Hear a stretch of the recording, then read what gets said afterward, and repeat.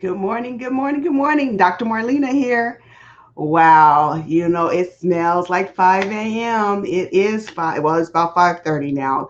I got up, I hit it this morning, and so what I do is when I get up, the first thing I do before the feet ever hit the floor, it's like, Father, I'm going to act in love. I'm coming out of love this morning. Father, help me stay in love all day. Let's get that disposition before I even start anything. Before I say, "Oh, I'm tired," before I feel an ache or a pain or it's hot or it's cold, it's like, Lord, let me act in love today. And then the next thing is to get in front of His Word. And so this morning I got in front of His Word, and the Word was so good. It said, "Strive for excellence." What? Strive for excellence? Didn't they tell me, Dr. Marlena, who's that red, that driven, that driver, that's always focused on analysis paralysis?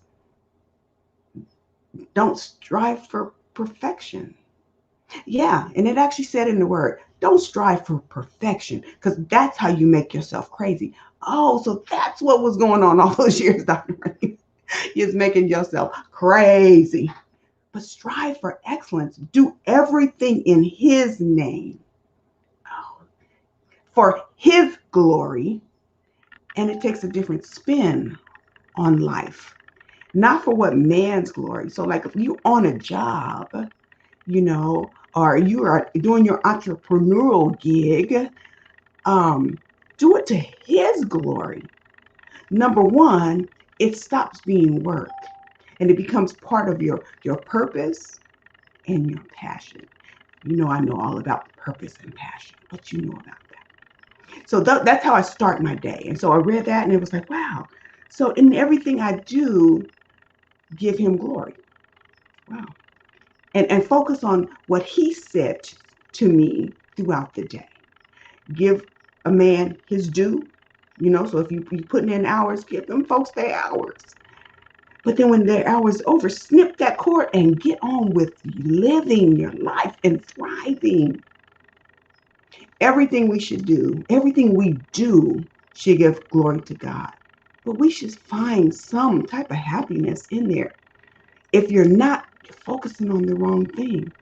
So after I read that scripture, I said, oh, okay, Father, I got it. It's okay. Let me get my 5 a.m. because I was reading about 4:30 this morning because I get up. I get the alarm went off at 4. I'll be honest, I get up to about 4:15, and so so about 4:30, I'm wrapping up with my scriptures. I'm putting the earrings on. And getting ready to come in the gym. I don't know why I'm putting earrings on to come to the gym, but I'm putting on my face, get ready to get my game in. And I got on the treadmill. So what I do is I do 20 minutes to 30 minutes on the treadmill. And then when everybody else gets up and starts flowing into the gym, whether it's my son or my husband or comes into the gym, then I like working with a partner. So yeah, I like having someone that's a mentoring coach. And my husband get on my nerves many days, but one thing he has gotten really good at is working out. I mean, you can only see some of the gym when I'm showing it, but he's gotten really good at working out. So he makes me focus and get into that head space of the weight part of it, because we have to have it, the cardio, and then the overall, because the older we get, we get to that certain season, we want to still be, our muscles and our bone density to still be in a good place. I'm on the treadmill.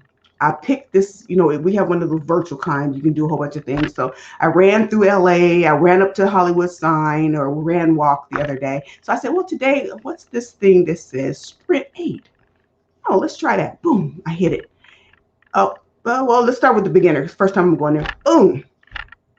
And I know Sprint 8, it should have connected, right? So what it does, your walk, so it gives you a warm up. And then you do, it's a minute and a half walk.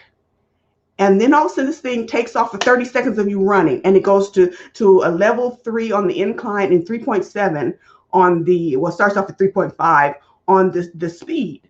And all of a sudden, I'm running. I'm like, what? Well, what it did, it gave me a flashback to Maclay Junior High. How many of you went to Maclay Junior High? How many had to run that doggone field? Wow, it gave me a flashback to, 40 some years ago here. I'm be honest, I'm in my 50s, so junior high school, or what y'all call middle school now. Gave me a flashback. I could hear Mr. Green in my ear saying, "Come on, Sherman, let's go, let's go."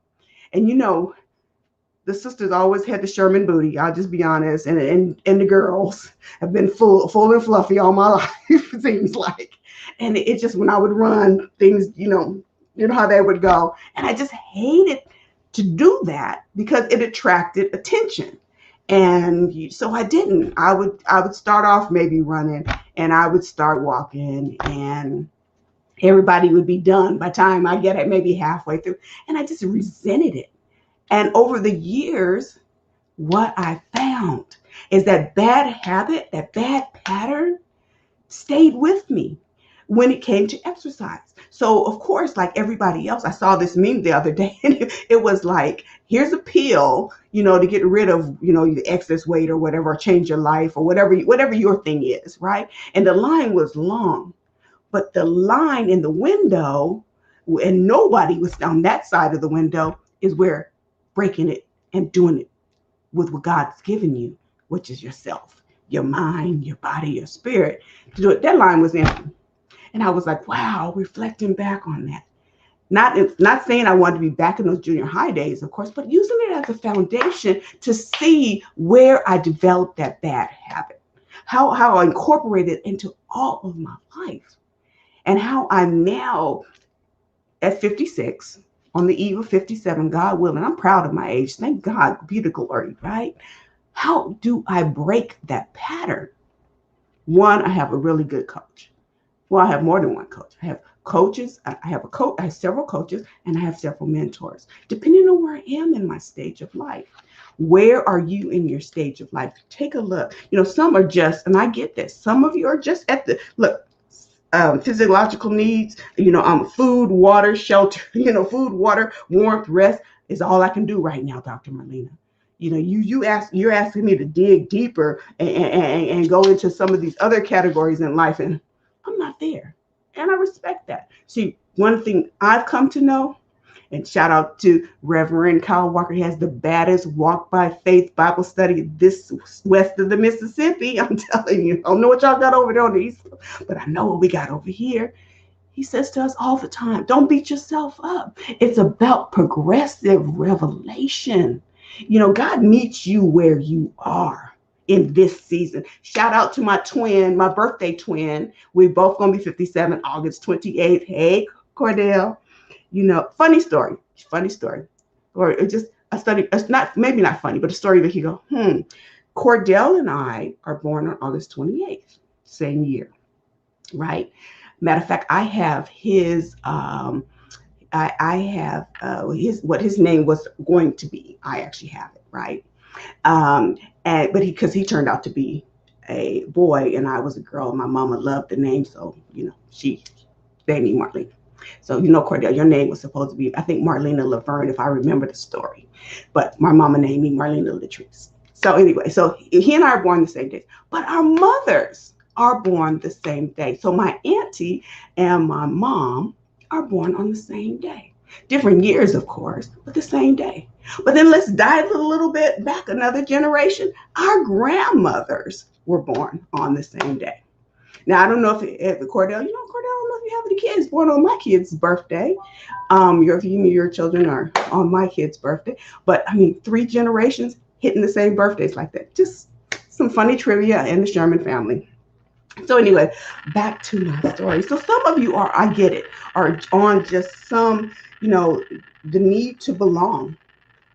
Some are just looking for friendship and relationship and trying to get connected and hooked in and know, so getting that psychological, need met, and then some of us have gotten to the point where we're in that self-actualization, self-fulfillment. And when I say self-fulfillment, we've come to understand our why. And we know our purpose. And why sometimes your why does get to change. Don't get hard and fast. it used to be the survival of the most fittest. No, it's survival of the most flexible. So what my why is today, my driving why, my Dr. Marlena, I'm sorry, you just jumped out the gym here, slow sweat on. My Dr. Marlena, getting to Dr. Marlena why was my grandmother, Regina Bates, Mama Gina. She left us a legacy of love. But what she did is she pushed me on education.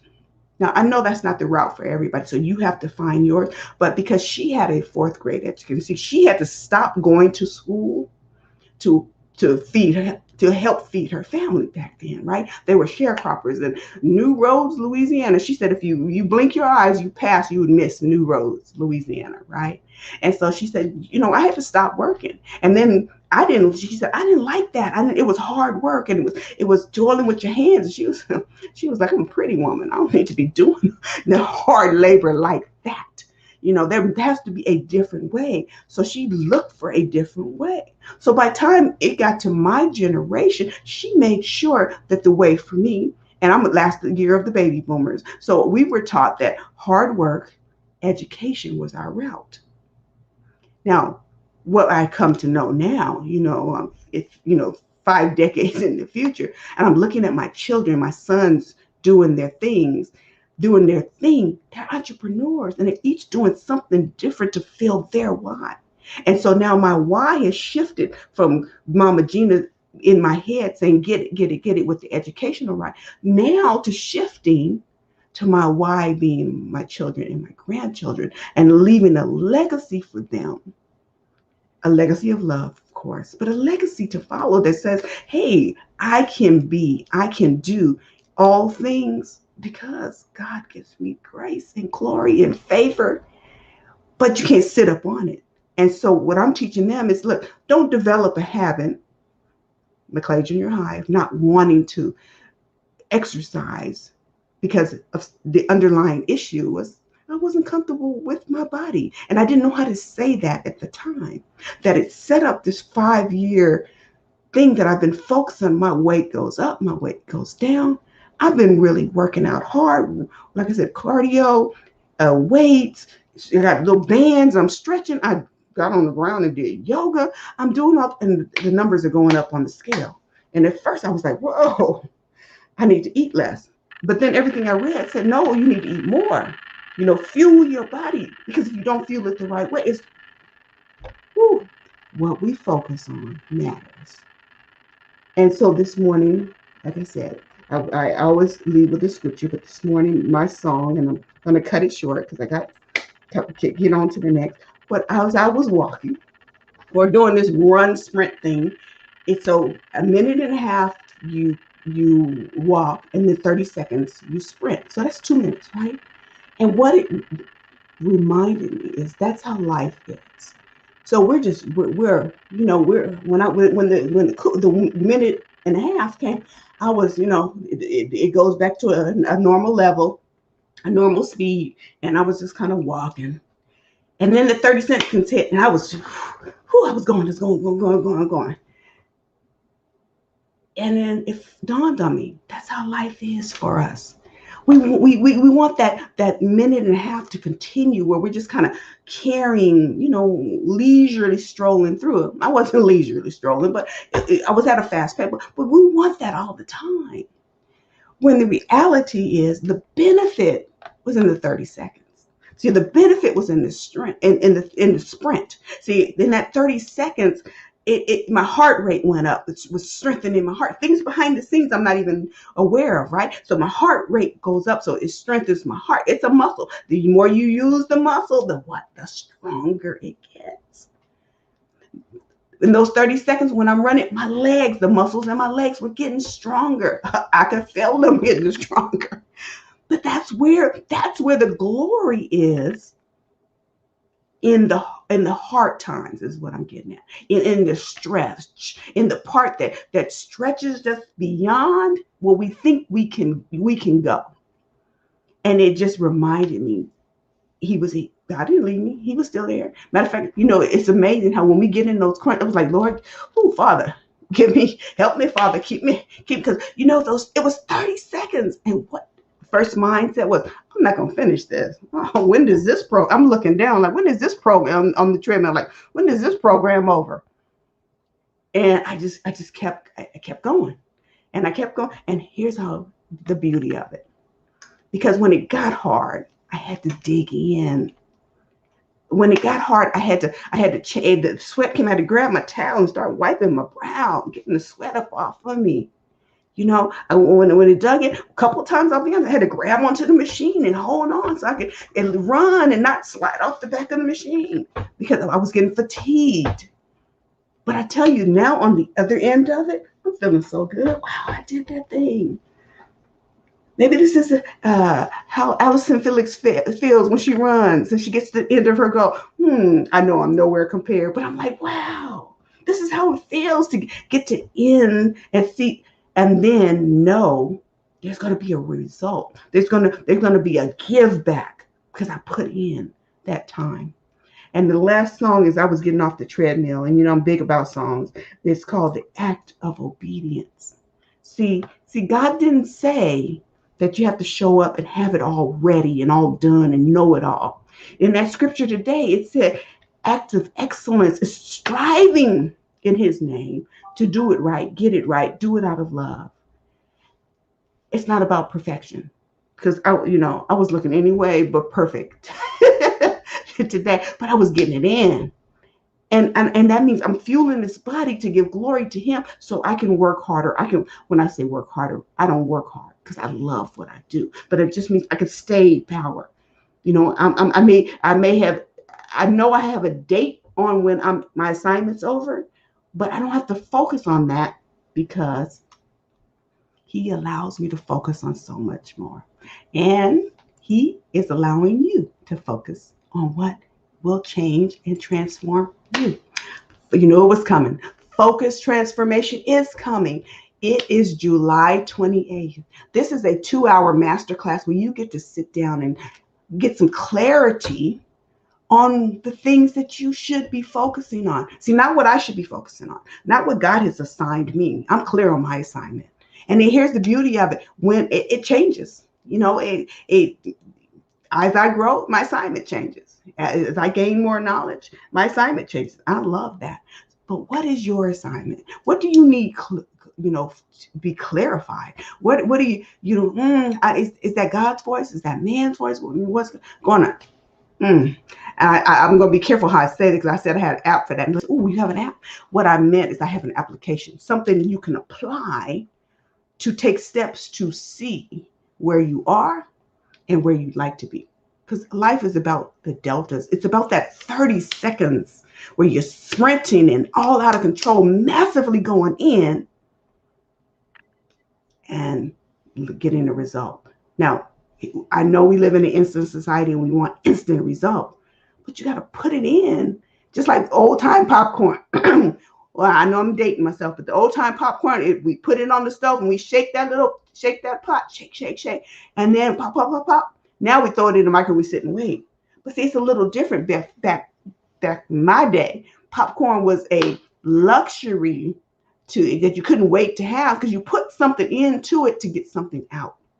And so now that's what you have to do. You have to clear the gook on your glasses. I got 6 visions here. Y'all can't see it, but I got 6 in my own. And then they gave me some extras. So I have clarity now when I do a thing. And that's what it's like for you when you come through focus transformation. It makes you go, I have some clarity now that I can run on and take massive action. You look at those individuals that have things going on, get my music set back up here, things that have things going on in life, and you wonder, how do they, are they so successful? Because they put it in, they put in work. We're seeing success at the top of the iceberg, but what they've done is below the surface. It's been years. An artist puts into their work, a dancer puts into their craft. I mean, it's been years of doing. And then all of a sudden it's an overnight sensation. You have to start somewhere. Start with focus transformation if you're not sure. And because it says it's an act of obedience to walk in your purpose, is the song for today. Active obedience. I don't know who these artists are, but it is just beautiful. It's on my Amazon Music, and it's gospel, black gospel music. And this is one of the songs. Active obedience. See, God's already guaranteed. Woo. You'll have eternal life. And you say yes to His Son. But after you say yes, what? See, let your faith and love rest on the shore. But you have to have an active obedience. You have to do something. You know, it's not going to come in that, things will keep moving in that minute and a half, like on the treadmill. I kept moving. But the real benefit came in those 30 seconds when I was going forward. And trust me, I was running. That's me going for it all out. So just, what's your active obedience today? What has God given you? What has He placed on you today that you're saying, hey, I need more clarity, I need more focus, I need to spend those 2 hours with Dr. Marina. It's after you get off work. If you can't pop on your camera, you can join us as you're listening, not watching, but listening as you drive home, and then pop on your camera and invest in you for those 2 hours. So, see, it's an active obedience. It's just, you have an amazing day. I'm going to jump in the shower and get my day cracking. Hope you have a great, great, great one. Bye-bye now. Your active obedience is to get out and get going on what God has destined for you.